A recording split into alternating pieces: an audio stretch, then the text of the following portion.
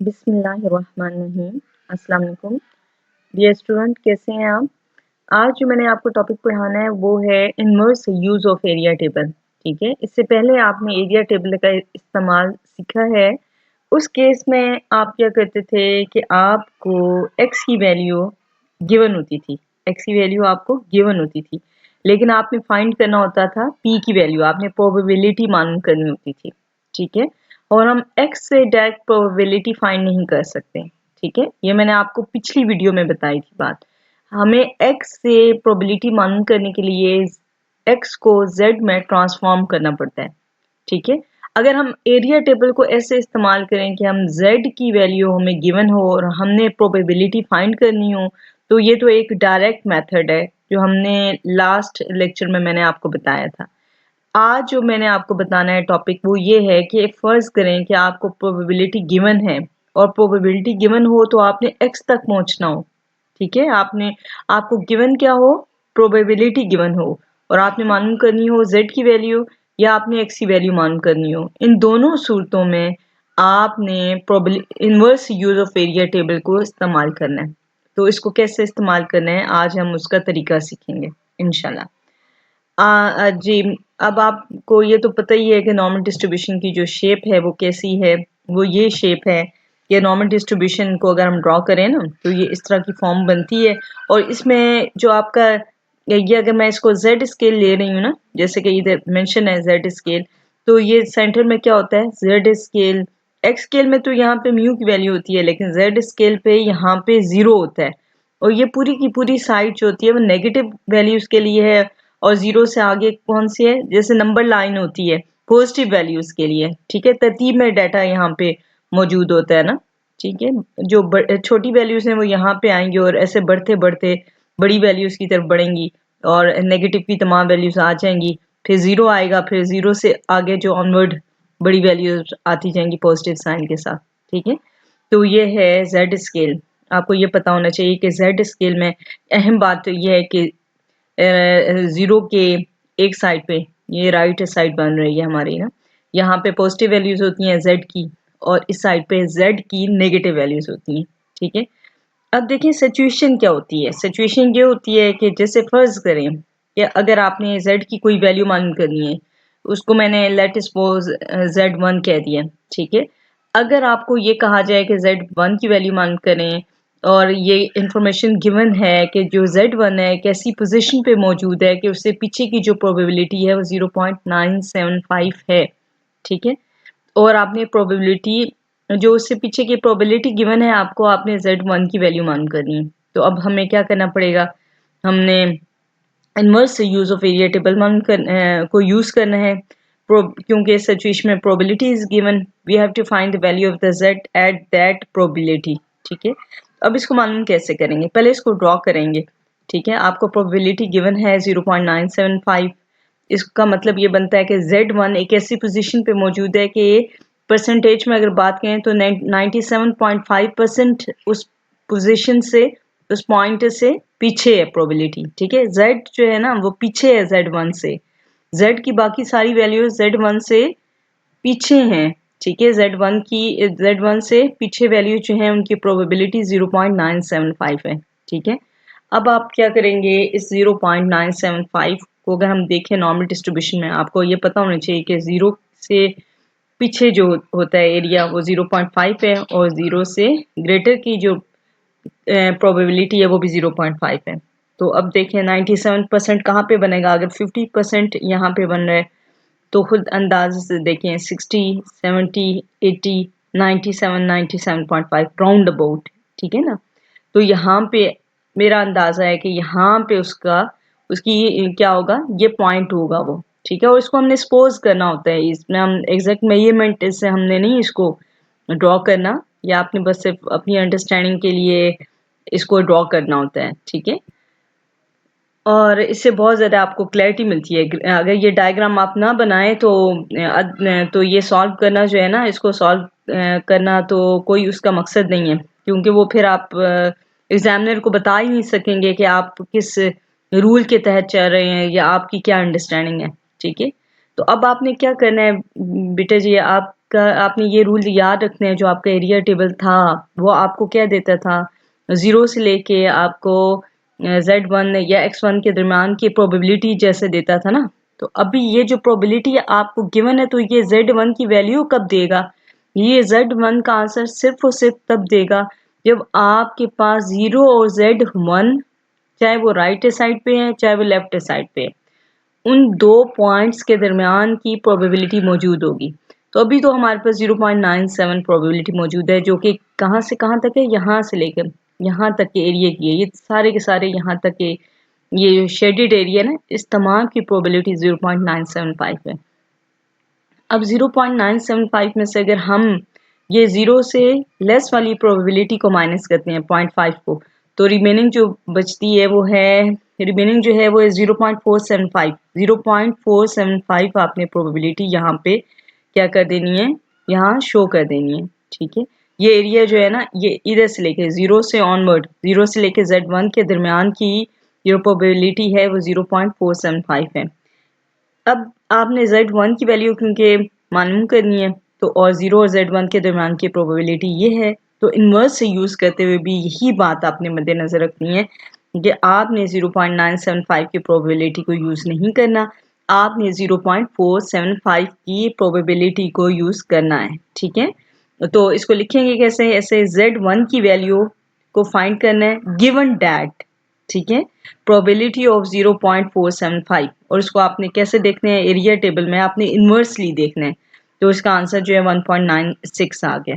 अब इन्वर्सली अगर आपने इसको देखना है तो चलें देखते हैं आगे। मैंने कहीं ना कहीं जो है ना, इनमें मैंने एरिया टेबल की कोई पिक्चर शेयर की हो तो मैं आपको बता सकती हूँ जी। ठीक है, 0.475 को देखना चाह रहे थे हम। 0.475 ये देखिए जी, ये आपका एरिया टेबल है। अगर आप नोट करें तो ये आपका एरिया टेबल है, ये Z की वैल्यू है और ये अंदर तो प्रोबेबिलिटीज होती हैं। अब हमने प्रोबेबिलिटीज को यूज करना है, तो 0.475 0.475 ये देखें, अगर प्रोबेबिलिटीज भी तरतीब में आ रही हैं। 475 ये है, ये पॉइंट है 0.475, इसके सामने अगर आप नोट करें तो Z की वैल्यू क्या है 1.9, और इधर ऊपर से हम इसके ऑनवर्ड ही जाते हैं, यहाँ पे इसे ऑनवर्ड अगर हम चलते जाएं तो हमें मिलेगा 1.96। ठीक है, तो इन्वर्सली आपने ऐसे देखना है इसको। आपको समझ आ गई ये बात कि आपने इन्वर्स में कैसे देखना है, कि अब आपने प्रोबेबिलिटी देखनी है, उसके कोरस्पॉन्डिंग आपने Z की वैल्यू को पढ़ना है। तो ये तरीका होता है inverse use of area table का। ठीक है, तो अब आपको जो है ना, आपने यही काम करना है, तो आपको नजर आ जाएगा जी ये 1.96 मैंने लिखा हुआ है। अच्छा, अब इसी तरह की एक और एग्जांपल है।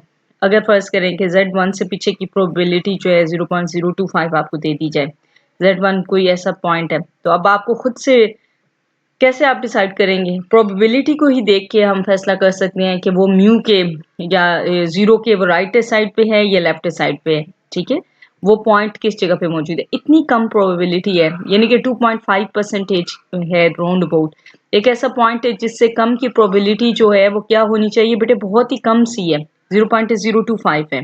ठीक है ना, तो अब इतनी कम प्रोबेबिलिटी है, Z1 से पीछे बहुत ही थोड़ी सी प्रोबेबिलिटी है, तो वो मकाम 0 के इस साइड पे मौजूद होगा। तो इधर 0.025 को मैंने शो किया है। अच्छा, ये प्रोबेबिलिटी तो आप के किस काम की है, ये Z1 मालूम करने के लिए एटलीस्ट नहीं है।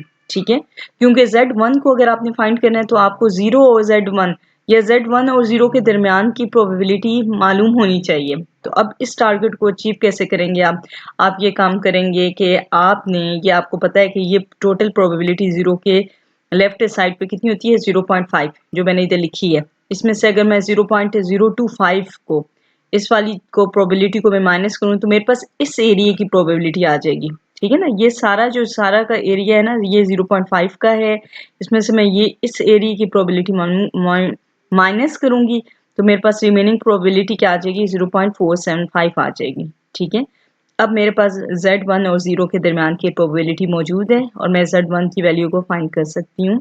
और लिखने का मेथड क्या होगा, by inverse use of area table. आपने क्या करना है, Z1 की वैल्यू मालूम करनी है, जबकि प्रोबेबिलिटी कितनी गिवन है 0.475। थोड़ी देर पहले मैंने आपको बता दिया है कि इसकी वैल्यू 1.96 है। कैसे देखनी है आपने, अब क्योंकि ये 0 के लेफ्ट साइड पे मौजूद है तो यहाँ पे नेगेटिव साइन आएगा। ठीक है, ये आपने लगाना है। याद रखना है कि 0 के लेफ्ट साइड पे जितनी भी वैल्यूज़ होंगी उन तमाम के साथ नेगेटिव साइन लगाना है और 0 से ऑनवर्ड जितनी वैल्यूज़ होंगी वो पॉजिटिव साइन के साथ होंगी। अच्छा जी, एक और आप सिचुएशन देख लें। फाइंड द टू वैल्यूज़ अगर आपने मालूम करनी हो कि उनके दरमियान का जो है ना एरिया कितना 95% हो। इस तरह का क्वेश्चन भी आपको ना एक्सरसाइज में मिलेंगे।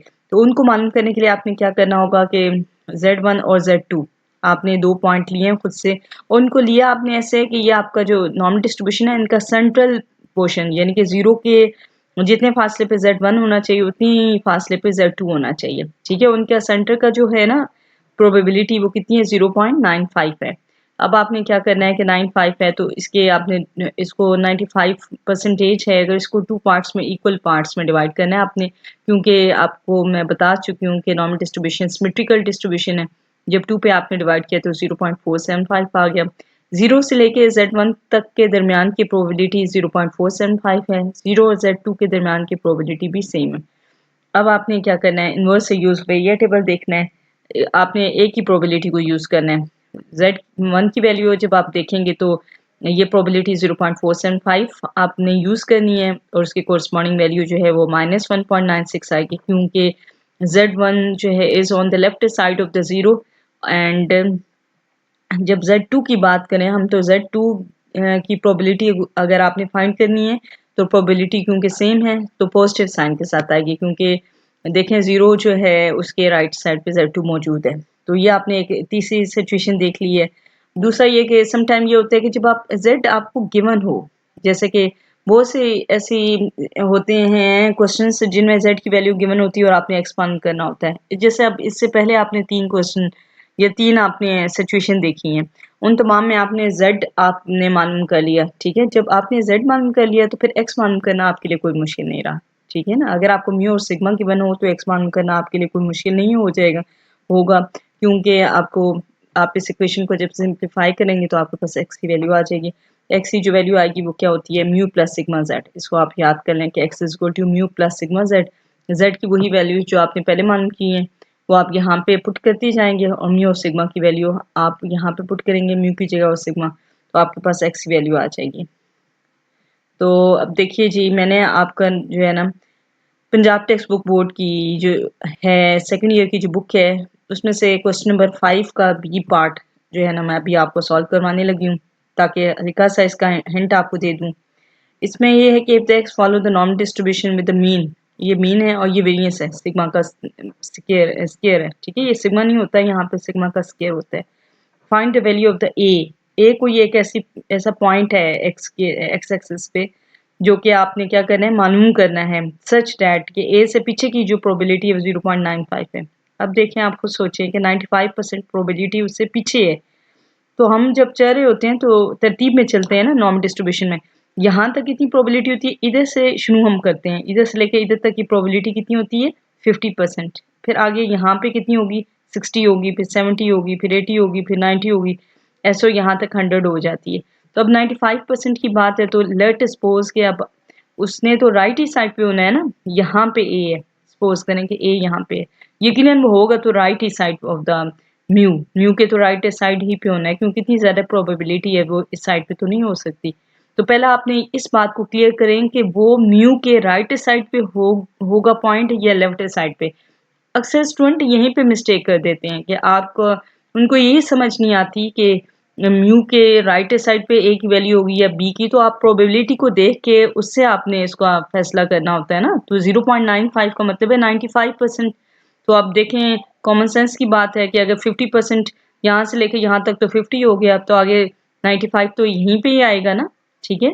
तो 95% प्रोबेबिलिटी अगर आपने यहाँ पे देख लें आप 0.95 को, उसके बाद अब आपने क्या करना है या जब आपने ये कर लिया ना ए लिख दिया यहाँ पे, तो अब देखिए ये शो कैसे करना है कि इसके पीछे की सारी प्रोबेबिलिटी कितनी है 0.95 है। गिवन सिचुएशन क्या है कि म्यू आपको दे दिया गया है, सिग्मा स्केयर की वैल्यू भी दे दी गई है क्योंकि कह दिया है कि म्यू और ये सिग्मा है, सिग्मा की वैल्यू 8 हो जाएगी, ठीक है? देन अब मैं आपको बता चुकी हूँ कि अगर आपने कोई भी पॉइंट मालूम करना होता है ना तो आपने करना ये होता है कि आपको उस पॉइंट और म्यू के दरमियान की प्रोबेबिलिटी का जानना आपके लिए ज़रूरी है। अदरवाइज आप एरिया टेबल यूज़ करते हुए आप ये प्रोबेबिलिटी या x की वैल्यू या जो है z की वैल्यू फाइंड नहीं कर सकते। ठीक है, यहाँ पे आपको प्रोबेबिलिटी जो गिवन है वो यहाँ से लेके यहाँ तक गिवन है। आप पहले इसको क्या करेंगे, आप इसी इंफॉर्मेशन से आपने ये इस एरिया की प्रोबेबिलिटी जो कि a के करीब तर है, यानी कि वो जीरो, और इसको अगर हम z1 कह रहे हैं उसके सामने की वैल्यू को मैंने खुद ही z1 कहा है क्योंकि यहाँ पे हर x के सामने एक z की वैल्यू होती है। ठीक है, तो जब हमें 0 z1 की प्रोबेबिलिटी जब तक नहीं पता तो हम inverse use of area table से प्रोबेबिलिटी हम z1 की वैल्यू नहीं मालूम कर सकते। तो हमें क्या करना पड़ेगा, हमें क्या करना है, 0.95 में से माइनस करना है 0.5। ठीक है, ये जो 0.95 है ना, इसमें से मैंने 0.5 को ये माइनस कर लिया। ठीक है, ये 0.5 ये वाला सारा एरिया मैंने माइनस कर लिया, तो रिमेनिंग 0.45 मेरे पास आ जाएगा। ठीक है ना, देन मैंने क्या करना है, 0.45 जब मैंने करना है तो by inverse use of area table इस प्रोबेबिलिटी को मैंने यूज करना है। 0.45 को जब किया है तो 1.64 आ गया। ठीक है, अच्छा जी, जब इसको मैं अभी आपको दिखाती हूँ कि एरिया टेबल में आपने कैसे देखना है। 0.45 प्रोबेबिलिटी होनी चाहिए और उसकी कॉरस्पॉन्डिंग आपने पढ़नी है z की वैल्यू। ठीक है, और बाज़ औक़ात ये होता है कि जैसे कि आप देखें ना, 0.45 एग्जैक्ट प्रोबेबिलिटी मौजूद नहीं है, एग्जैक्ट वही डिजिट नहीं होती। तो बेटा जो सबसे करीब होती है ना वैल्यू, उसको आपने देखना होता है, फिर उसके कॉरस्पॉन्डिंग आप z की वैल्यू देख लेते हैं। अब जब आपके पास ये z की वैल्यू आ गई है, जैसे अभी थोड़ी देर पहले भी मैंने आपको वो बताया था कि कैसे प्रोबेबिलिटी इनवर्स यूज में देखनी है, तो आपने क्या करना है, इसी को आपने पुट करना है z1 is equal to X minus mu divide by sigma इस इक्वेशन में। और यहाँ पे आपको पता है कि z1 की वैल्यू पॉजिटिव साइन के साथ होगी, x की वैल्यू आपने मालूम करनी है, म्यू 100 है, सिग्मा की जगह 8 लगा दिया, और आपके पास जो x की वैल्यू आई है अल्टीमेटली वो 113.12 आ गई है। ठीक है, ये एरिया टेबल आ गया। देखिए ज़रा किसकी वैल्यू देखनी है, हमने देखनी 1.64 की, इसको 0.45 की। ठीक है, 0.45 प्रोबेबिलिटी मौजूद हो, उसके सामने हमने z की वैल्यू देखनी है 0.45। देखें, नोट करें कि 0.45 जो सबसे भी, ये देखें जब हम इसको यूज करते हैं ना तो तरतीब में वैल्यूज हैं, प्रोबेबिलिटी की वैल्यूज भी तरतीब में आ रही हैं। 0 पॉइंट देखें 411 आया, फिर 0.42 आया सबसे पहले, फिर इसकी बहुत सी वैल्यूज आ गई, फिर क्या हुआ 0.43 आया, फिर 0.45, इस तरीके से सबसे पहले 0.45 कहाँ पे आया, यहाँ पे आया, उससे पिछली वैल्यू ही है। तो हम ये काम कर सकते हैं कि हम ये भी ले सकते हैं 1.6 एग्जैक्ट वैल्यू, तो हमारे पास 0.45 की नहीं है ना, ये भी नहीं है क्योंकि इसमें भी डेसिमल का फर्क है, इसमें भी डेसिमल का फर्क है। तो हम तो यही है कि एक्यूरेट तो 100% नहीं हम z की वैल्यू ले सकते, लेकिन यहाँ पे जो आपके पास जो है ना 1.6, और अगर मैं इस पॉइंट को लूँ, ये यहाँ पे सबसे पहले ये करीब तर है 0.45 के, तो मेरे पास क्या आ जाएगा 1.6, और मैंने ऊपर देखा है तो ये 4 की कोर्सपॉन्डिंग है। तो आपने ऐसे इन्वर्स यूज में ऐसे देखा जाता है कि जब आपको प्रोबेबिलिटी गिवन होती है, आपने z की वैल्यू मालूम करनी है, तो आप इसको ऐसे यूज करेंगे। देन ये अब आपके पास ये वैल्यू मैंने आपको बता दी है कि कैसे आनी है। अगला अगर आप देखें, एक और पार्ट हम देख लेते हैं जी 5C का। ये क्वेश्चन ये है कि म्यू और सिग्मा आपको दे दिया गया नॉर्म डिस्ट्रीब्यूशन का, आपने करना ये find the value of A such that, अब यहाँ पे ग्रेटर देन ए का साइन आ गया। ग्रेटर देन ए का मतलब क्या होता है कि ए से आगे की प्रोबेबिलिटी आपको दे दी गई है। ए एक ऐसे पोजीशन पे है जिससे आगे की प्रोबेबिलिटी काफ़ी ज़्यादा है। आगे की कितनी प्रोबेबिलिटी है, अगर मैं इसको परसेंटेज में बात करूँ तो 83.7 परसेंटेज उससे आगे की है। तो बेटा जी 83.7 परसेंटेज उससे आगे की है, तो वो ए पॉइंट तो इधर ही मौजूद होगा ना, क्योंकि जारी बात है 50%, तो ये अगर इधर हम ए रखें तो देखें 60% या 50% तो यहाँ तक होता है, तो हमें तो 80% चाहिए। 50% अगर ये पूरा 50% है तो देखिए नोट करें 60, 70, 80, यानी कि उस पॉइंट से आगे की प्रोबेबिलिटी। तो अगर नोट करें ना कि टोटल प्रोबेबिलिटी 100% होती है, 100 में से 83 निकालें आप, तो राउंड अबाउट 17 या 16% उससे पीछे होगी, यानी कि ए से पीछे कितनी होगी 16%। तो ए ने तो फिर इधर ही होना है ना, ए ने कहाँ पे होना है, म्यू के लेफ्ट साइड पे।